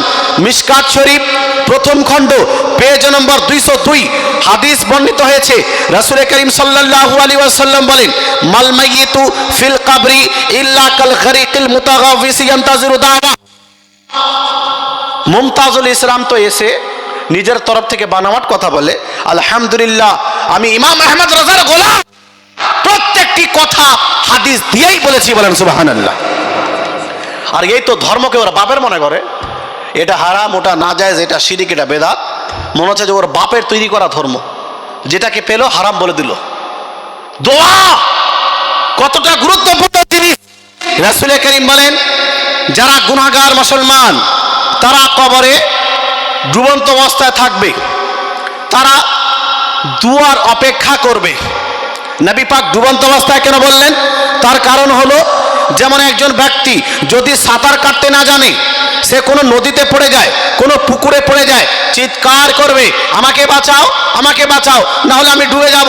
তদ্রূপ ভাবে একজন গুনাহগার মুসলমান যার কাছে নেকি নাই, সে চিৎকার করবে, আমাকে বাঁচাও, আমাকে বাঁচাও, ইয়ান্তাদিরু দাওয়া, সে দুয়ার অপেক্ষা করবে। কিসের অপেক্ষা করবে? দুয়ার। অথচ এই দুয়ারই বিরোধিতা চলছে আজকে, যে দুয়াই করা যাবে না। নবী বললেন মাইয়াত দুয়ার অপেক্ষা করবে। কার অপেক্ষা করবে? বিশেষভাবে নবী পাক বললেন, বিশেষভাবে মাইয়াত 4 জন ব্যক্তির অপেক্ষা করবে। কয়জন? 4 জন। মিন আবিন আউ উম্মিন আউ আখিন আউ সাদিক, বাবা, মা, ভাই, বন্ধু, বিশেষভাবে 4 জন ব্যক্তির অপেক্ষা করবে। যদি ছেলে মেয়ে বাবা মায়ের আগে চলে যায়, যদি ভাই চলে যায় আর এক ভাই দুনিয়াতে থাকে, এক বন্ধু চলে যায় আর এক বন্ধু দুনিয়াতে থাকে, নবী বললেন ওই মাইয়াত দোয়ার অপেক্ষা করবে। এবার বাবা যখন সন্তানের জন্য দোয়া করবে, মা যখন সন্তানের জন্য দোয়া করবে, ভাই যখন ভাইয়ের জন্য দোয়া করবে, বন্ধু যখন বন্ধুর জন্য দোয়া করবেন, আল্লাহ পাক তাদের কতটা নেকি দান করবেন। নবী পাক বলেন, ইন্নাল্লাহ তাআলা লা ইউদখিলু আলা আহলিল কুবুরি মিন দুআই আহলিল আরদি আমসালাল জিবাল। আল্লাহ পাক যদি ওই ভাইয়ের দোয়া কবুল করে নেন, বাবা মায়ের দোয়া কবুল করে নেন, বন্ধুর দোয়া কবুল করে নেন, তো কত নেকি দিবেন? নবী পাক বলেন আল্লাহ পাক ওই মাইয়াতের কবরে পাহাড়ের সমতুল্য রহমত অবতীর্ণ করবেন। বলেন সুবহান। সুবহানাল্লাহ, সুবহানাল্লাহ। কত নেকি? জোরে বলেন। পাহাড়ে পড়ে পাহাড়ের সমতুল্য। পাহাড় কত বড় হয়? এত নেকি। তো এত নেকির দরকার আপনার আমার আছে না নাই? আছে। যদি কেউ পাঠায় তা খুশি হব না নারাজ? খুশি হব না? ওখানে তো সবাই নেকির অপেক্ষা করবে। কিন্তু এই বলছে যে দোয়া করা বেদাত। নবী পাক বললেন তোমরা দুনিয়াতে এক অপরকে গিফট দাও, উপহার দাও, তোহফা দাও। মাইয়াতকে যদি তোহফা দিতে চাও, তোমার বন্ধুকে যদি তোহফা দিতে চাও, তোমার বাপকে যদি তোহফা দিতে চাও, তোমার মাকে যদি তোহফা দিতে চাও, কি তোহফা দিবে ইন্তেকালের পরে? নবী বললেন ইন্না হাদিয়াতাল আহিয়াই ইলাল আমওয়াতি আল ইস্তিগফারু লাহুম। জীবিত ব্যক্তিদের তরফ থেকে মৃত ব্যক্তিদের জন্য তোহফা হলো দুয়া। বলেন সুবহানাল্লাহ। দুয়া, এটাই হলো তোহফা। যদি আপনি আপনার বন্ধুর কাছে তোহফা পাঠাতে চান, বাবা মায়ের কাছে তোহফা পাঠাতে চান, উপহার পাঠাতে চান, তো দোয়া করুন। এই দোয়াই এখন তার জন্য তোহফা। এই দোয়া লক্ষ কোটি নেকি মানুষের কাছে পাঠালো, কিন্তু এই বলছে দোয়া করাই বেদাত, দোয়া করা যাবে না। ছেলের দোয়া বাপের কতটা উপকার করতে পারে, মনোযোগ দিন। মিশকাত শরীফ প্রথম খণ্ড পেজ নম্বর 205 এবং 6 হাদিস বর্ণনা করেছেন হযরত আবু হুরায়রা। তিনি বলেন রাসূল করিম সাল্লাল্লাহু আলাইহি ওয়াসাল্লাম বলেছেন ইন্নাল্লাহ তাআলা লা ইয়ারফাউ আদ-দারাজাতাল আবদাল লিস-সালিহ ফিল জান্নাহ। আল্লাহ পাক কিছু বান্দার মর্যাদা জান্নাতের মধ্যে খুবই বাড়িয়ে দেবেন। বলেন সুবহানাল্লাহ। সুবহানাল্লাহ। খুবই বাড়িয়ে দেবেন, খুবই উঁচু করে দেবেন, খুবই সম্মানিত করবেন।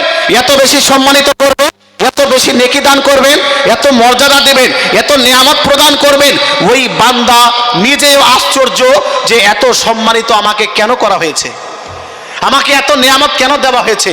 তো ওই বান্দা কি করবে? ফায়াকুলু ইয়া রাব্বি আন্না লি হাযিহি। হে আল্লাহ, এত বড় নিয়ামত আমাকে কেন দেওয়া হয়েছে? আমি দুনিয়াতে এমন কোন নেক কাজ করেছি? তখন তাকে জবাব দেওয়া হবে ফায়ুকালু বিইস্তিগফারি ওয়ালাদিকা লাক।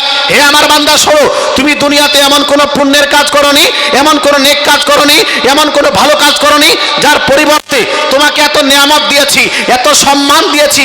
শোনো, তোমার সন্তান দুনিয়াতে তোমার জন্য দোয়া করেছে, ওই দোয়াকে আমি কবুল করে নিয়েছি, যার কারণে তোমাকে এত সম্মান দিয়েছি। বলেন সুবহানাল্লাহ। সুবহানাল্লাহ, সুবহান। তো ছেলের দোয়া বাপের কতটা উপকার করলো, কিন্তু বলছে দোয়া করাটাই বেদাত। কি আশ্চর্য!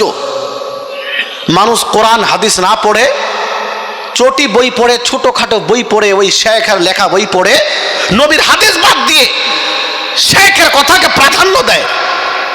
নবীর হাদিস বাদ দিয়ে আজকাল কিছু নামধারী শিক্ষিত লোকের কথাকে প্রাধান্য দেয়।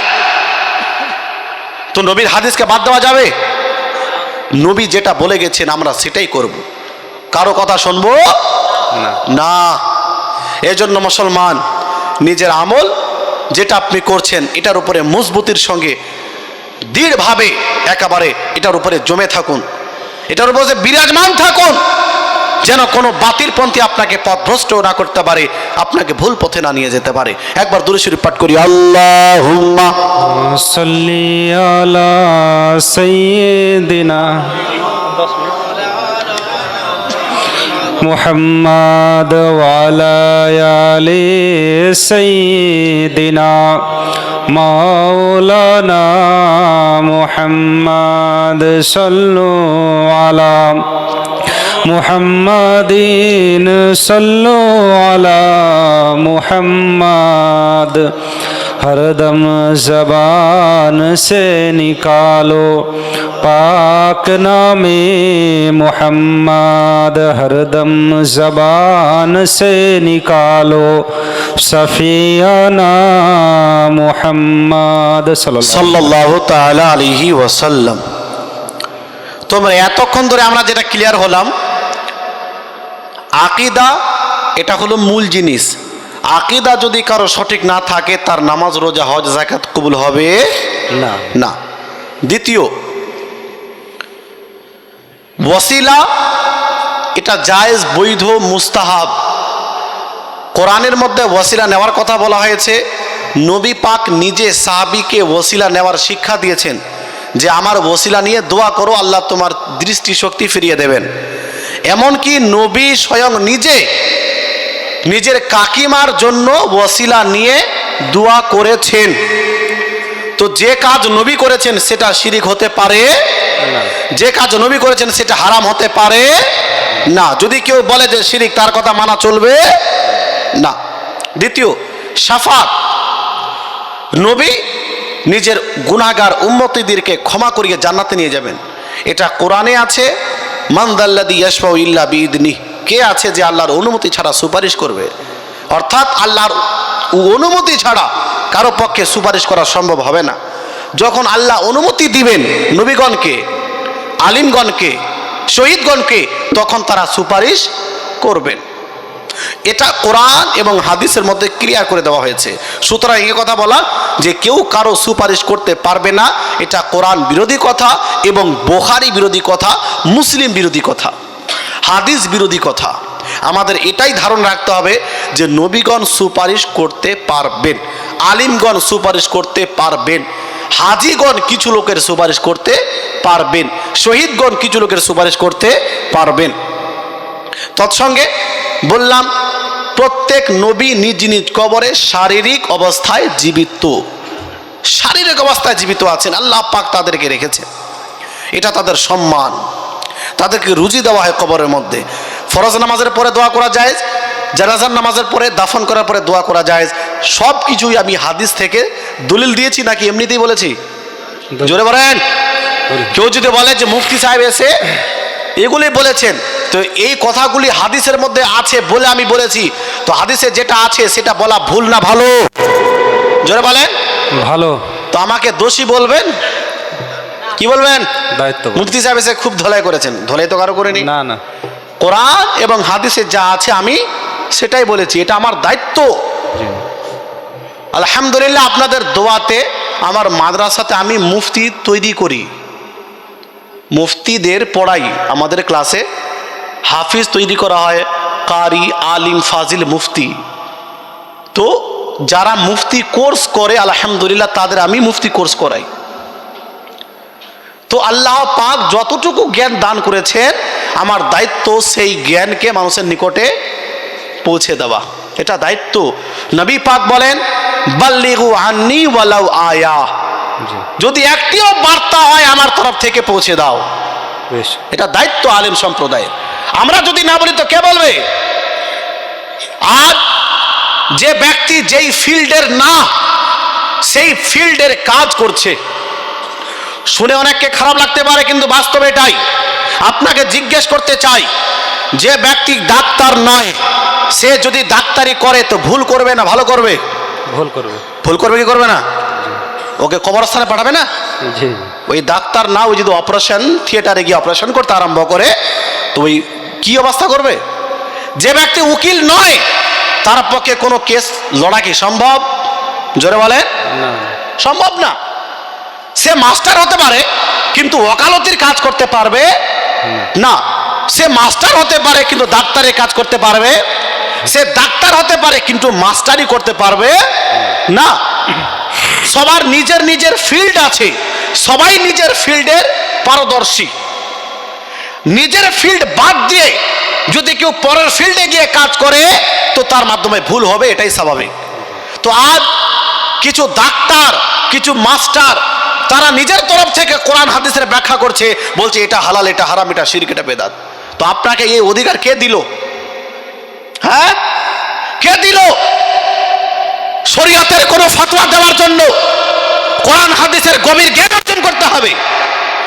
যেমন কোন মুফতি ডাক্তারি করতে পারবে, যদি সে ডাক্তার না হয় তো সম্ভব? ওষুধ দেওয়ার দায়িত্ব কি একজন মুফতির?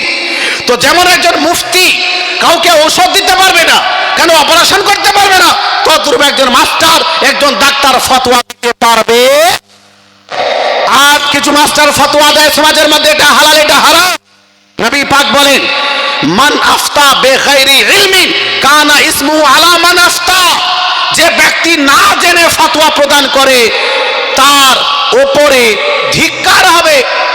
অপর হাদিসের মধ্যে নবী পাক বলেন যে যে ব্যক্তি না জেনে ফতোয়া দেয়, মান আফতা বেগাইরি ইলমিন কানা ইসমুহু আলা মান আফতা, যে ব্যক্তি না জেনে ফতোয়া প্রদান করলো তো যাকে ভুল ফতোয়া দিল সে যে ভুল আমল করবে তার গুনাহ এই ভুল ফতোয়া প্রদানকারীকেই নিতে হবে।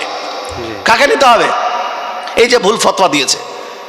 ফতোয়া দেওয়ার জন্য মাদ্রাসাতে 12 থেকে 13 বছর পড়াশোনা করতে হয়। ডাক্তার হওয়ার জন্য 10 থেকে 12 বছর, বরং 12 থেকে 15 বছর পড়াশোনা করতে হয়। তো সবাই নিজের নিজের জায়গাতে সম্মানিত।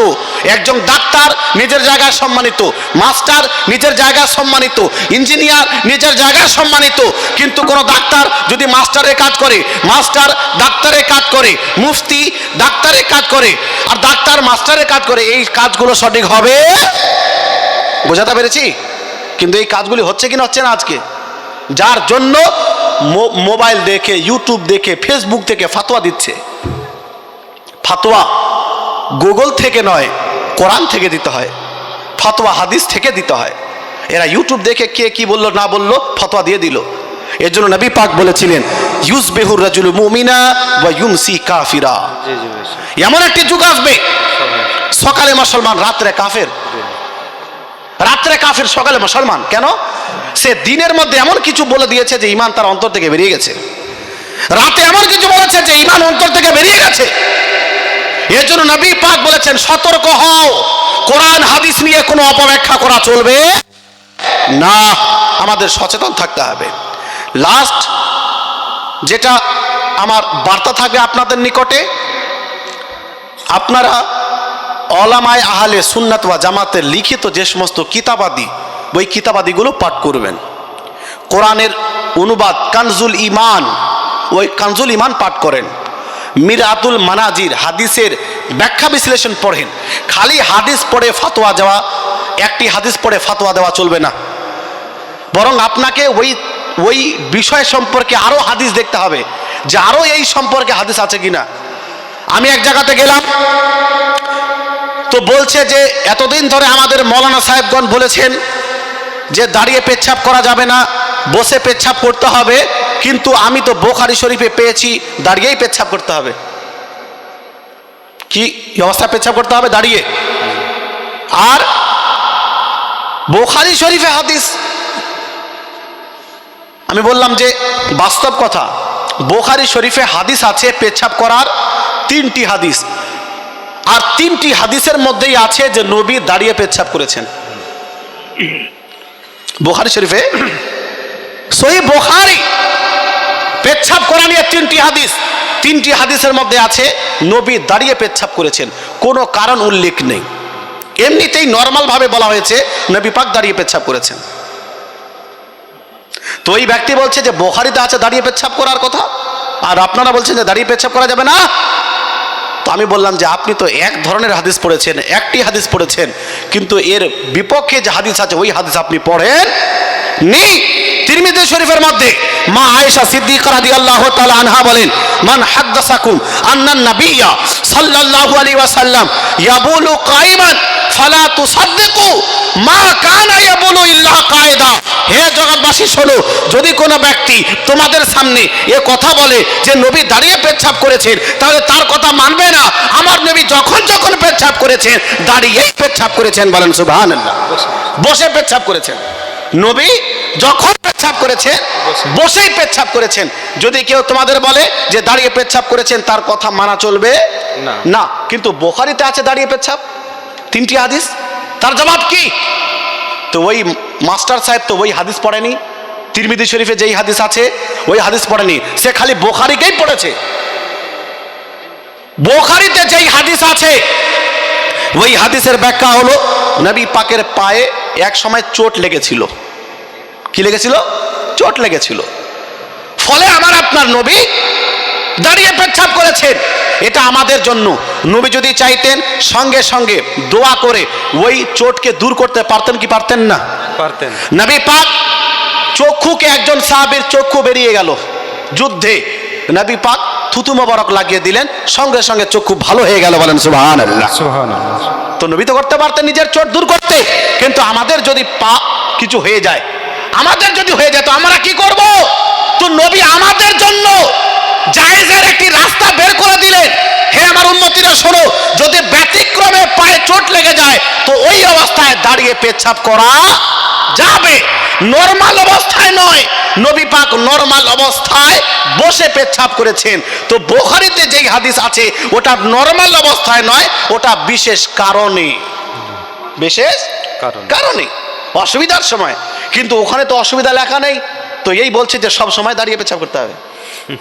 ওই জন্যই বলে যে হাতুড়া ডাক্তার যদি অপারেশন করে তো আপনাকে কোথায় পাঠাবে? কবরস্থানে। এই হলো অবস্থা। তো আমার উদ্দেশ্য কাউকে ছোট করা না। আমি এর আগেও বলেছি যে একজন মাস্টার নিজের জায়গায় সম্মানিত, একজন ডাক্তার নিজের জায়গায় সম্মানিত, একজন উকিল নিজের জায়গায় সম্মানিত। কিন্তু উকিল যদি মাস্টারের কাজ করে, মাস্টার যদি ডাক্তারের কাজ করে, ডাক্তার যদি মুফতির কাজ করে, মুফতি যদি ডাক্তারের কাজ করে, ভুল হবে কি হবে না? হবে, হবে। এটাই আজকে সমাজের মধ্যে হচ্ছে, যার কারণে ফিতনা ফাসাদ ছড়াচ্ছে। দোয়া করি আল্লাহ পাক আমাদের সকলকে কোরআন হাদিস মোতাবেক ওলামায়ে কেরামের সঙ্গে থেকে শরীয়তের উপরে সঠিকভাবে আমল করার তৌফিক দান করেন। আমিন সুম্মা আমিন। যদি আপনাদের মধ্যে কারো প্রশ্ন থাকে তো আপনারা করতে পারেন, একটু সময় দিলাম। কারো মনে যদি কোনো প্রশ্ন জায়েজ না জায়েজ নিয়ে, যে হুজুর এটা জায়েজ না না জায়েজ, এটা করা যাবে কিনা, যদি প্রশ্ন থাকে তো করতে পারেন। কারো মনে প্রশ্ন থাকলে করতে পারেন, দাঁড়িয়ে জিজ্ঞাসা করতে পারেন। যদি কারোর জানার থাকে তো দাঁড়িয়ে জিজ্ঞাসা করতে পারেন। প্রশ্ন নাই তাহলে সালাম।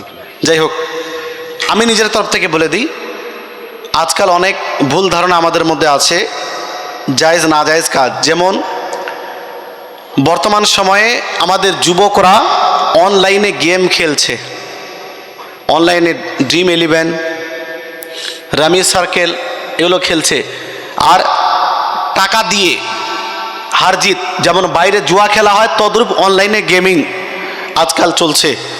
তো মনে রাখবেন, যেমন বাইরে জুয়া খেলা হারাম, অনলাইনেও জুয়া খেলা হারাম।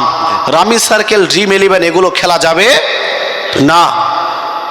তদ্রূপভাবে অনেকেই নিজের জামাইকে সোনার আংটি উপহার দেয়, দেখি দেয় না? দেয়। সোনা এটা মহিলাদের জন্য, পুরুষদের জন্য নয়। নবী পাক এক হাতে রেশম আর এক হাতে সোনা নিয়ে বলেছিলেন, এই দুইটি জিনিস আমার উম্মতের পুরুষদের জন্য হারাম, আমার পুরুষদের জন্য হারাম। সোনা মহিলারা ব্যবহার করবে, পুরুষদের জন্য জায়েজ নাই। রেশমের কাপড় মহিলারা ব্যবহার করবে, পুরুষদের জন্য জায়েজ নাই। তো নিজের জামাইকে সোনার আংটি উপহার দেওয়া যাবে না। যদি দেন আর সে পরিধান করে তো সেও গুনাহগার হবে আর শ্বশুরও গুনাহগার হবে। এজন্য অন্য কোনো জিনিস দেন, সোনা জামাইকে উপহার দিবেন না। মা বোনেরা অনেকেই আজকাল নেল পালিশ লাগায়, লাগায় না?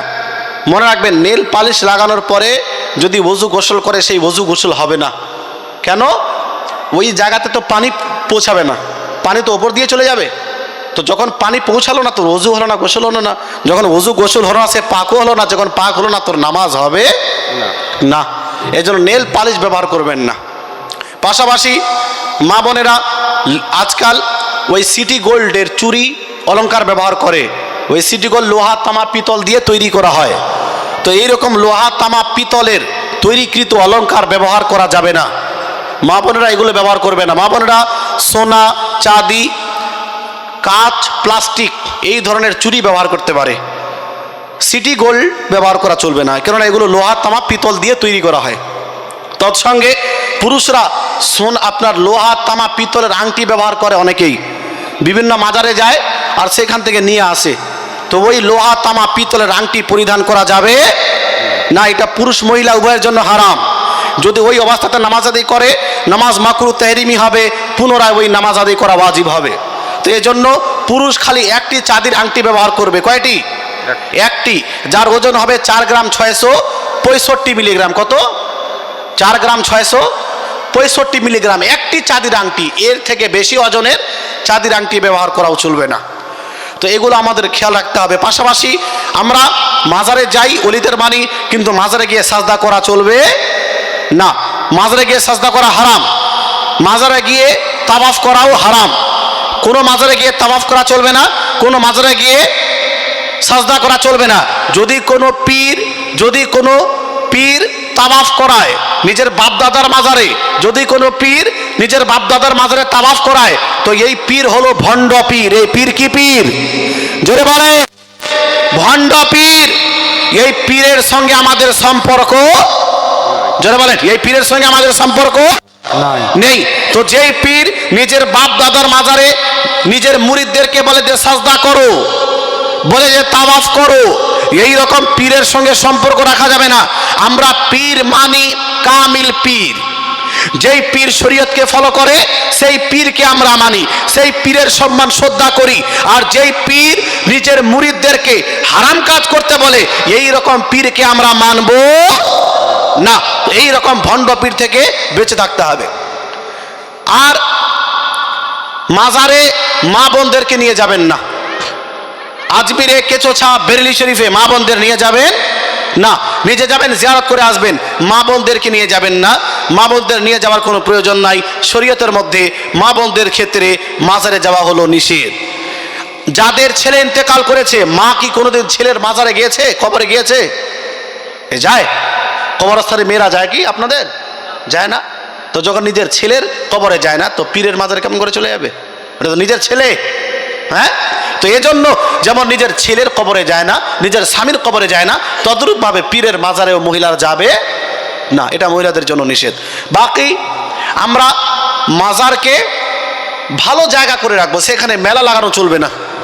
কেননা কিছু কাজ আছে যেগুলোর কারণে বাতিলপন্থীরা আমাদের উপর আপত্তি করে, কিন্তু আমরা আলেম সম্প্রদায় ওই কাজগুলিকে সমর্থন করি না, আমরা নিজেরাও সমর্থন করি না। আমরা সবসময় বলি আমাদের সুন্নিদেরকে মাজারে যাবেন জিয়ারত করার জন্য। জিয়ারত করা জায়েজ, জিয়ারত করা শিরিক নয়, কিন্তু এরা জিয়ারত করাকে শিরিক বলে যে জিয়ারত করা হলো শিরিক। অথচ নবী পাক বলেন, কুনতু নাহাইতুকুম আন জিয়ারাতিল কুবুর ফাজুরুহা, আমি তোমাদের প্রথমত কবর জিয়ারত করতে নিষেধ করেছিলাম, কিন্তু এখন আদেশ দিলাম তোমরা কবর এবং মাজার জিয়ারত করো। বলেন সুবহানাল্লাহ। সুবহানাল্লাহ। কবর জিয়ারত করা, মাজার জিয়ারত করা জায়েজ, বৈধ, সওয়াবের কাজ, কিন্তু সেই জায়গাতে গিয়ে কোনো মেলা লাগানো চলবে? মেলা লাগানো চলবে না। নবী পাক বলেন, লা তাজআলু কবরি ঈদা, আমার মাজারকে তোমরা মেলায় পরিণত করে দিও না, ঈদ প্রচলিত ঈদ পরিণত করে দিও না।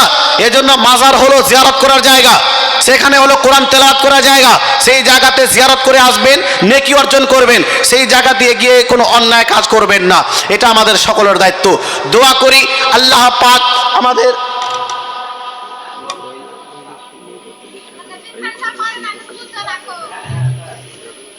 আচ্ছা মনে রাখবেন।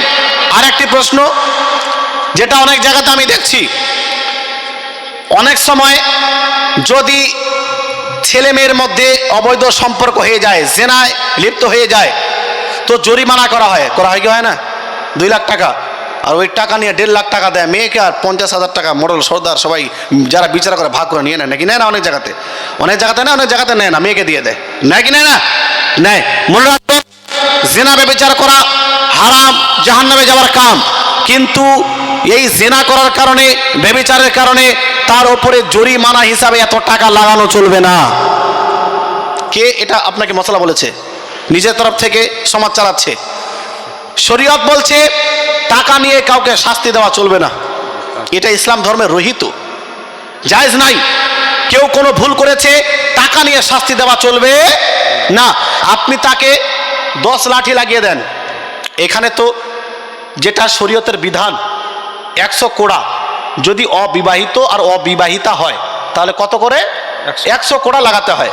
আর যদি বিবাহিতা হয় তাহলে হত্যা করতে হবে। এটা তো ইসলামের আইন।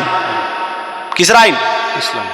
আর ধর্ষণের বিরুদ্ধে বলছে সোশ্যাল মিডিয়ায় এসে অনেকেই, কিন্তু ইসলাম যেই আইন তৈরি করেছে, যদি বিবাহিত হয় হত্যা করতে হবে, এই আইন যদি কোনো দেশে লাগিয়ে দেওয়া হয়, জিনা ব্যভিচার করা তো দূরের কথা, ভাববেও না।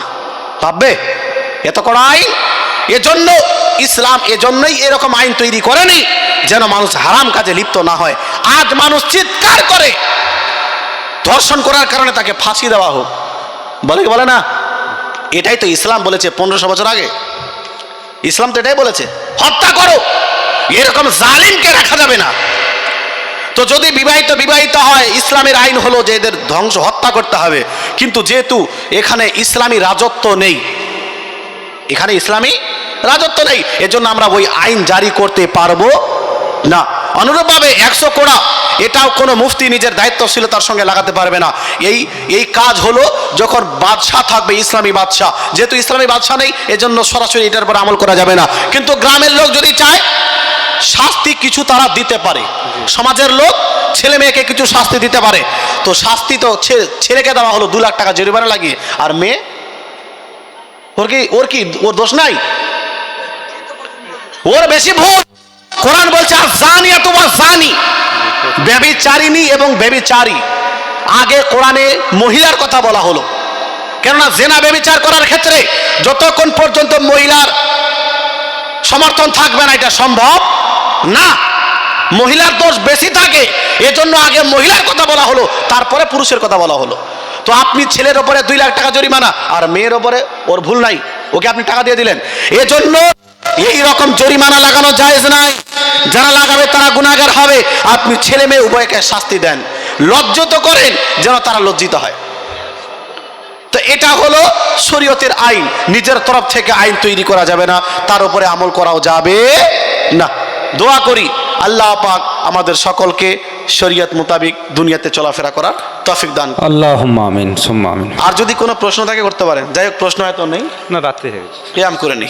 আল্লাহ পাক আমাদের সকলকে সঠিক পথে সর্বদা থাকার তৌফিক দান করেন, সকলের উপস্থিতি কবুল করেন। বলেন আল্লাহুম্মা আমিন।